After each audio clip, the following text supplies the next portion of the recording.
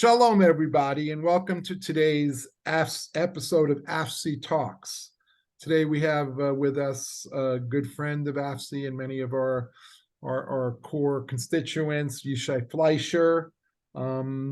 Just to kind of, before I go into introducing with him directly, AFSI Talks is kind of a new series we're trying to do, where we're hoping to bring the voices of some of our friends from Israel who are on the front lines, who are living through these times and have things to share. They may not be part of the mainstream media that you might see regularly, although you can find them. In the case of Yishai, I'll get there. So anyway, to introduce Yishai, which for many is not necessary, he is the international spokesperson for the Jewish community of Hebron. Home of the biblical tomb of the Patriarchs and the Matriarchs, and a Middle East hotspot. And as I'm mentioning that, and maybe Yishai will talk about this, I saw Yishai a few weeks ago. He was in Miami, Florida, accepting an ambulance for Mogen David Adam. I say that right? I think so. Mogen David Adam. Okay, and it was donated by one of the Chabads and a couple key people there, I think, for the most part. But it's dedicated for use in Hebron, and Yishai can talk about that and how that went. But it was a very special night, and we had a great crowd and another great speaker besides Yishai. Charles Asher Small, I think it was, who spoke that night, who shared so much good information. So Yishai he's a rabbi, and he's a graduate of Cardozo Law School in New York. He's a paratrooper, he's a reservist, and he does an excellent podcast called the Yishai Fleisher Show, which I recommend that you folks listen to if you're not already listening to it. I listened to last week's show, and he ended on the theme of with this being the eve of Chanukah, Erev Chanukah, starts tomorrow. He talked about the importance and the need to this year to really, if ever, to truly be a Maccabee. So hopefully we'll finish with that or touching that in along the way. So with that, again, it was great to see you a couple weeks ago, and here we are. It's December 6th. We're almost 2 months since the attack, or basically 2 months since it, on October 7th. So maybe if you can just start with a high-level view from the ground in Israel, and maybe some views towards what's going on here in America, that would be a great place to start. Thank you, Yishai. Ken, good to be with you, and I love AFSI, and anybody who cares about the strength of the land of Israel, the indivisibility of the land of Israel, the integrity of the land of Israel, the Jewish people's safety in the land of Israel, the connection of Judaism to the land of Israel, knows AFSI, and of course knows your mother, Helen Freedman, who, Alea Shalom, may her memory be blessed. She was a great fighter, a courageous fighter, and an organizer for the land of Israel. And I remember her very, very well through many, many years of effective fighting and bringing people closer to the land of Israel, and making Israel stronger, and making America therefore stronger as well. Bird's eye view. Well, it depends how bird's eye is bird's eye. Well, maybe we could click it back a little bit. 1967, Israel wins an amazing war, liberates land, Judea and Samaria, the Gaza Strip, and the Golan Heights, and begins to settle it. And Jerusalem, it annexes or makes part of Israeli law, part of the normative Israel. Later on in the 80s, the Golan Heights was also, what's a good word, assimilated into Israel. But Gaza and Judea and Samaria were not fully integrated into Israel because it was deemed to be a problem. There was too many Arabs there. And it wasn't even being settled, but Jews began to settle it and pushed in. With regard to Judea and Samaria, they were the settlers that Jews, proud Jews, wanted to defend the land of Israel, moved into Hebron and other places and started making a life in what I call the heartland of the Holy Land, the heart of our peoplehood. These are the heartland cities of Hebron, of Beit El, of Shiloh, of Shechem, of Jerusalem itself. In the 70s, the Israeli government, dealing with terrorism from Gaza, the Labor Party, the left, decided it was time to settle Gaza and to put in communities there. And that indeed quelled the violence. It limited, the army was in there and it defended the rest of Israel from an attack from Gaza.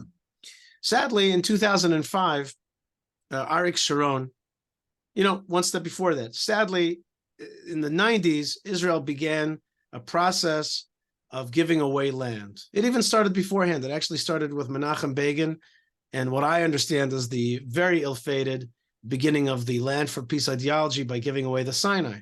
Some people think it was a good idea.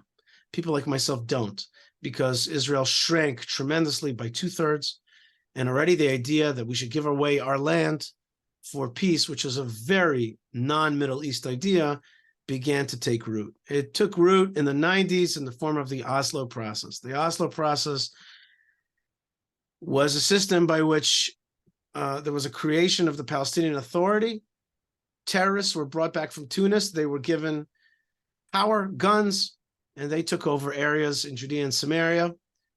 They were not supposed to make a Palestinian state, but it was obvious that that's where it was going to go. Finally, in 2005, Arik Sharon, one of the forefathers of the so-called settler movement, turned his back on the communities that he built, and for various reasons, decided that it was time to pull the Jewish communities out of Gaza. People like your mother, Helen Freedman, and AFSI, and the Jewish community of Hebron, people like myself, I was at the time working for Ruth Sheva, said, this is a very bad mistake. Give away this land, and it'll become a hotbed of terrorism. They will send rockets. They will tunnel underneath.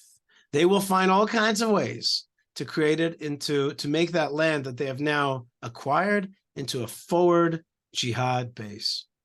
And we said, this is going to happen within a year, you'll see. But we were wrong. It took a half a year. Within a half a year, Hamas took over, and in the meantime, had many smaller conflicts with us until the big one, which happened on October 7th. And what happened is that the Israeli conception that Hamas wanted governance and peace and economy was all a shell. What they wanted was jihad, to destroy Israel, to take the land that they've already acquired and to turn it into nothing but a militarized, a tunnel-laden, rocket-filled forward base for jihadism. At the same time, while they do jihadism, they speak liberalism or progressivism to the American and global left. They talk about this thing being about rights and equalities and liberation. But in fact, all those are nothing but buzzwords and a veil for which they try to ensnare good-hearted people who have liberal values, or not such good-hearted people who actually hate Israel, but want to find a hat to hang on. And so they use this liberal faux language of human rights, where in fact they are nothing about them is about human rights. They are jihadists who suppress their own people, let alone our people and our anti-Semitic, and of course, brainwash children to be anti-Semitic. So October 7th, we find ourselves in a giant attack. Israel, unprepared, 50 years after the Yom Kippur War, where we suffered the same fate exactly. We had a complete misconception of our enemies, a Western conception, a foreign conception, a non-Middle East conception. And that conception cost us very dearly. And the price is still being paid every day in this conflict, because in this war, because we still lose soldiers, all due to those that mistaken way of thinking back then, and the continued inability of some of Israel's leaders to turn a switch and to realize this is the Middle East, baby, and this is not a place of peace, and we can't have a military stance towards peace. We have to have a military stance towards willingness to have a conflict, to root out evil, and to eke out our existence on our ancestral tribal lands in our region. And the thing that the liberal world will never understand is that the Arabs will thank us if we were to be harsh against the jihad. They themselves want to rid themselves of the jihad. They will thank you and they will respect you for your strength. So that's, I think, a bird's eye view of where we find ourselves today. Israel is mobilized for full conflict, is fighting hard in Gaza, but is still pretty much in a defensive posture vis-a-vis the north and vis-a-vis the other front, which is Judea and Samaria, and yet another front, which is the narrative war that's being fought on American campuses and in the media. Yeah, I don't know if you saw the hearings that were going on yesterday here with 3 of the presidents of our elite universities. They were the facts, the idea that they couldn't answer yes to some such easy questions to answer shows so much. I don't know. I Well, they answered. They did answer. Yeah, they did. By not answering, they answered. Is genocide some kind of genocide against the Jews? Is that bullying? It depends on the con. Which is another way of saying no. We're fine with it. That's what they said. They said it. You just got to listen to what they said. They said we're cool with the call for genocide and the destruction of Israel and the genocide of the Jewish people. That's cool at Penn, which used to be like a Jewish school. My recommendation for those guys, for the Jews, is find a different school. Don't go to anti-Semitic schools. There's no good that's going to come out of it. How many kids can go to Hillsdale College? It's pervasive all over. I mean, no, it's not all over. It's not all over. It's not in Florida. As much. Florida's been good, but the state universities from North Carolina to Wisconsin to the City University of New York to some of the small liberal. You know what? Go to the conservative Christian schools. Right. Or here's a crazy thought: we got this whole Jewish state set up with nice schools for you. So you want to be a scientist at MIT? It's not working out. There's anti-Semitism. Come on to Technion or Weizmann and get a great education from some of the finest minds. I have a different way of looking at it. It's not just defensive. It's not that I just don't want to see kids being hurt. It's that I want to say, don't give them the privilege of your Jewish mind at their institution. Don't give them the privilege of Jewish money at the institution. Don't give that to them. Just say, walk out, drop the mic. I'm out of here. I don't need Harvard. There's many good schools in this world. I don't need that. I don't need that in my life. You don't want to honor a great Jewish student? Well, that's your loss. It's the same advice that I've been giving for years to the state of Israel vis-a-vis the United Nations. It's an anti-Semitic organization. Don't be part of it. Leave it. By the way, Taiwan, not in the UN. They're still alive. Just leave the UN and say bye. And guess what's going to happen? Within a year or two, I think that organization will just fall apart because their whole raison d'etre is to hate on Israel. So forget it. Just don't be part of a club that doesn't want you in there.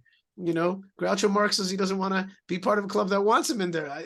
Even more so one that doesn't want you in there. Forget it. Just forget it and show them the disdain. That's what I can't stand about the Jewish way. We never disdain these places.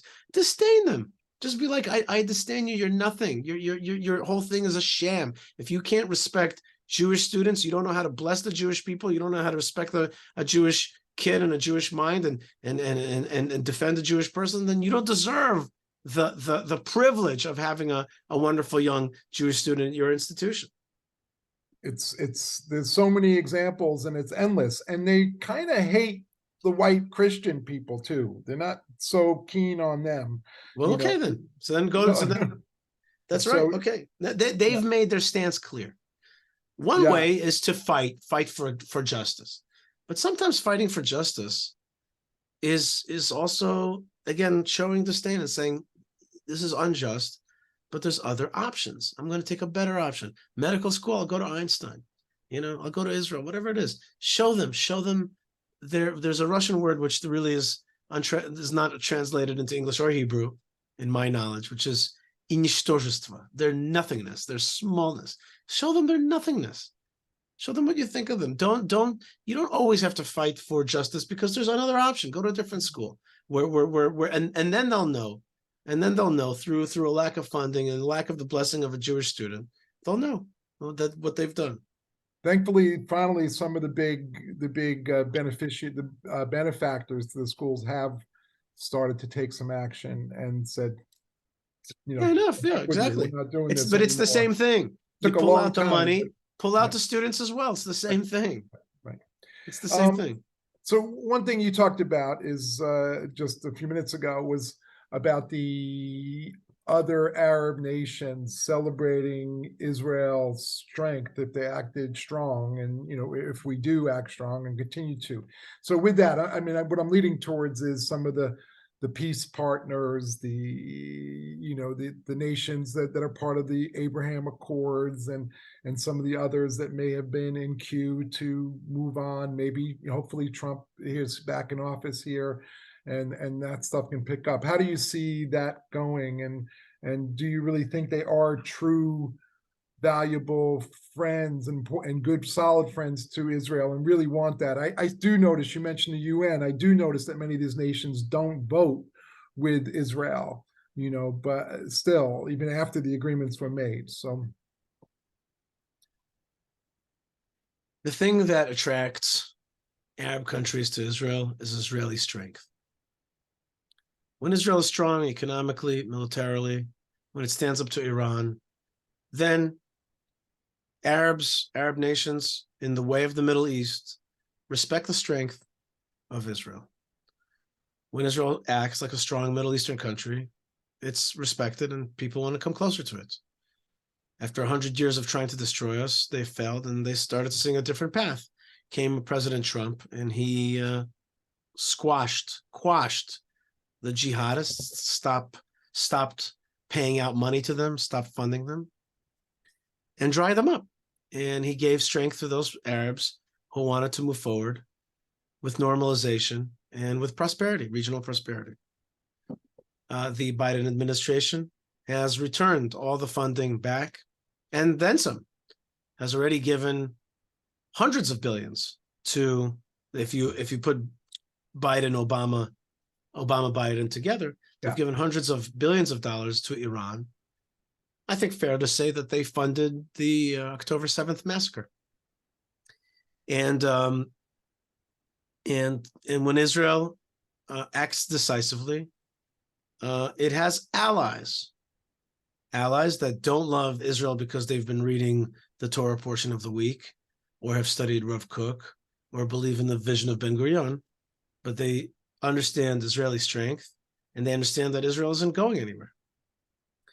And when Israel's not going anywhere, then you start to move towards making some kind of treaty, bond relationship with Israel. But the problem is that Israel has been shrinking in size in the past 40 years. And so Israel, in the lifetime of many Arabs, has been getting smaller. And when you speak to Arabs, they say, you guys are shrinking.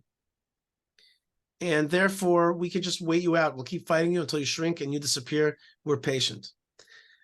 The Middle East mindset is very much like a character in the movie Finding Nemo. Finding Nemo. There's this scene where there's this shark, and the shark is practicing vegetarianism. And he has a slogan, which is, fish are friends, not food. And everything is going swimmingly. I saw that bumper sticker yesterday on a car in front of me. Which one? Fish are friends, not food? Or animals are friends, not food, eat vegetables. Right. Okay. And so the shark, everything is fine until Dory, one of the main good guy characters, gets a nosebleed. And just a drop of the smell of blood enters into the nostrils of the shark, and he just starts to go just insane, and he wants to eat this fish, and he just has the call of the blood. It just he can't resist that urge. And that's true in the Middle East as well.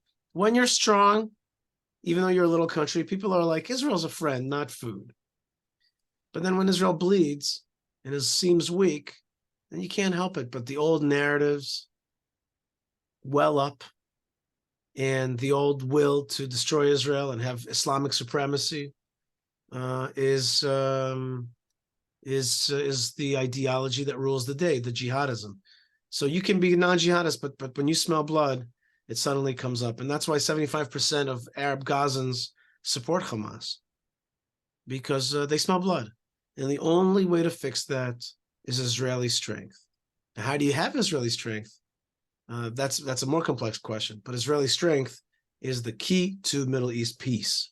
It's the key to the future of the Middle East. If Israel does not broadcast strength, it will always encourage jihadism to be at its throat. So drilling in a little bit, coming in from the higher level, I want to go into Israel a little bit. You're in Judea. You're back and forth to Hebron, which is in the southern part of Judea. I think you told me you were recently called up as a reservist, and you're going to have some duties, and also clearly there's been threats to Judea and Samaria made by some of the Fatah people and many others. We know that they love Hamas, and they're not much different. Their language might be slightly different, and they've never done what happened on October 7th to that degree. But maybe if you could just talk a little bit about what the feel like is, with friends, with family, with the kids, with the people inside of the communities of Judea and Samaria, and even into Jerusalem and wherever else you want to go with that. We have allowed the Arabs to take over large swaths of land around Jerusalem to the south and to the north. And the impulse there is a jihadist impulse. And it might be a secular jihadist impulse or a religious jihadist impulse, just like there's secular Zionism and religious Zionism, but they're both Zionism, just in a different kind of a different angle of perspective on it, but it's really the same thing. And so you have a region today, Judea and Samaria, which is ruled by the PA, which teaches systematically jihadism and brainwashes children, pays money to terrorists and their families, and has a long-term plan called the Fayyad Plan to take over the land and create a Palestinian state that will afterwards continue to fight Israel, the rest of Israel, to destroy it. So all that is coming to a head. And sadly, with our own hands, we've allowed these folks to take over. We have not acted in a Middle Eastern way, which is to identify when a neighboring tribe wants to take over your tribal lands. And we have not identified that. We have not seen that. In fact, we've encouraged them. We've allowed the Europeans to send tons of money here. We ourselves pass money to them and feed this, Audrey too, this monster. And this monster now is lying in wait to try to destroy the Jewish communities of Judea and Samaria, Eastern Jerusalem, and then afterwards take over the rest of Israel. Also in other ways, remember that the Israeli Arabs are also have become very problematic, and we saw that in 2021 in the Arab riots in the mixed Arab cities in Israel, Israeli Arabs so-called, who identified today's Palestinians. Obviously, I'm talking in large swaths. There are people who are not like that. There are people who are anti-jihad. There are Arabs who want to be allied with Israel. I know most of them, the ones that are willing to be loud and proud.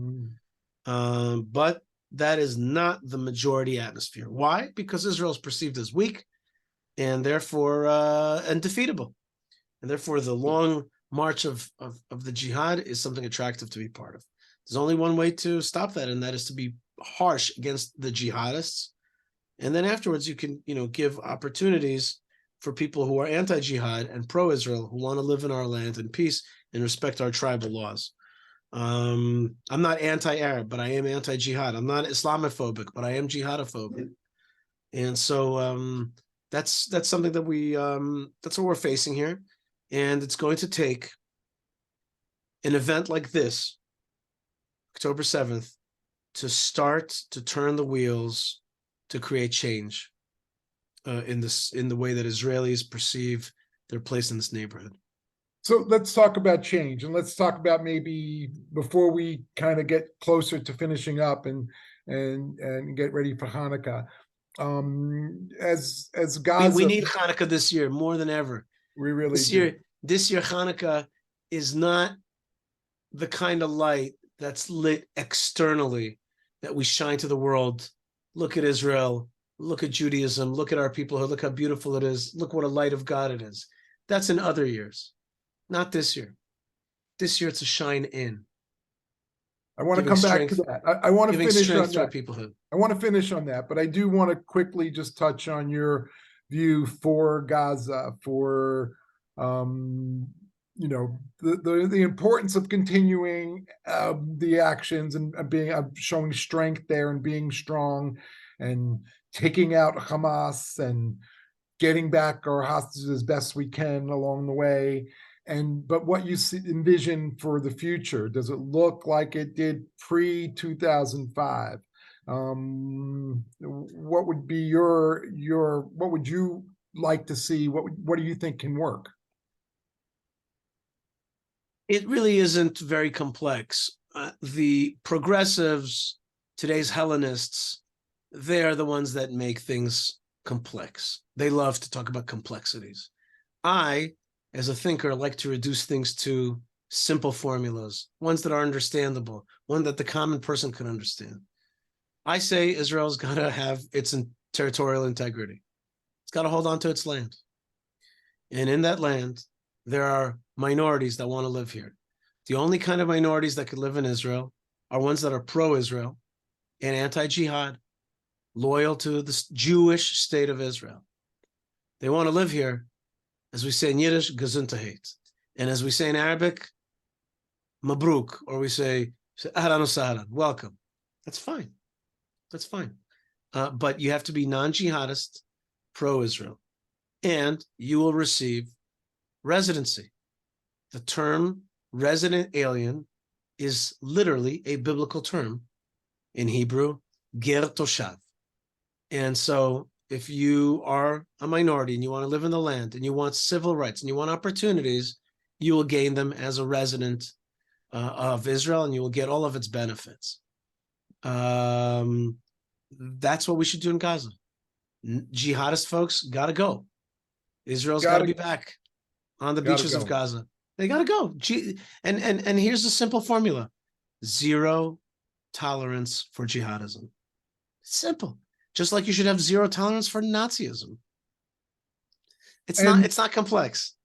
And they're beautiful beaches. When I look at, they're the best beaches. Not there. The land, what the Jewish people did with the land of Gaza, I don't think people really catch on to. They don't catch on to much. They still think there's a chance for a 2-state solution.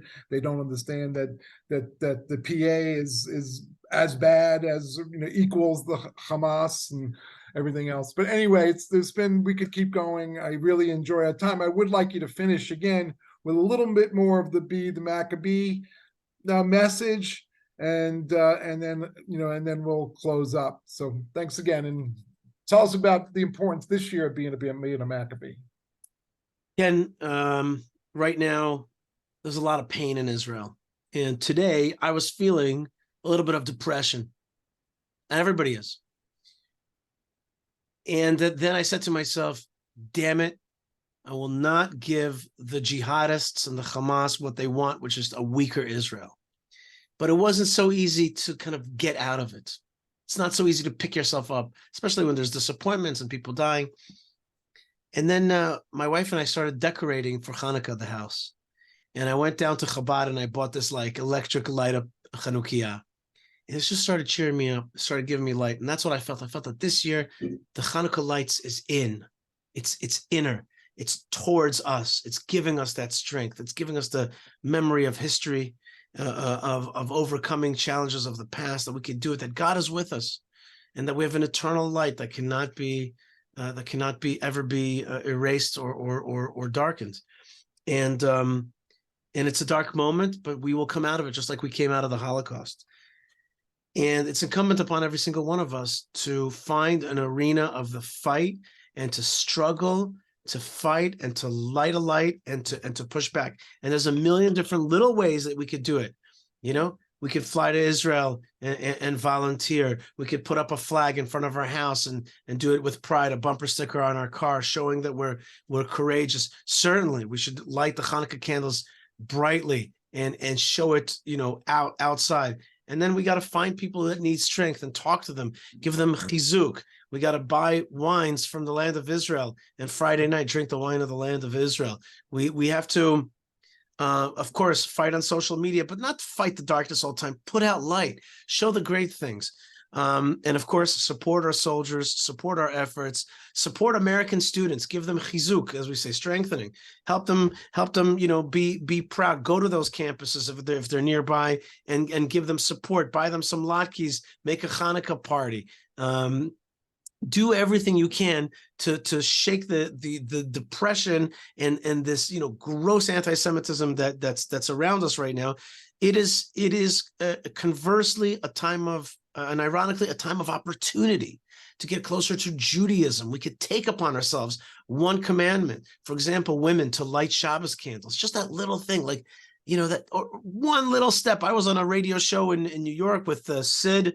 What's his name? Sid Sidman or something. He says to me, what's his last name? Jacobson? No, Sid. Sid, he's on WABC radio. Brooklyn guy, yeah, and he's like, I haven't been to synagogue in 30 years, and this Shabbat I'm going to shul twice. And he's like, yes, that's the right attitude. The attitude has to be that we have to be, all of us have to get a little closer to God, get a little bit more loving of fellow Jews and fellow lovers of Israel. There are many non-Jews in America who love Israel.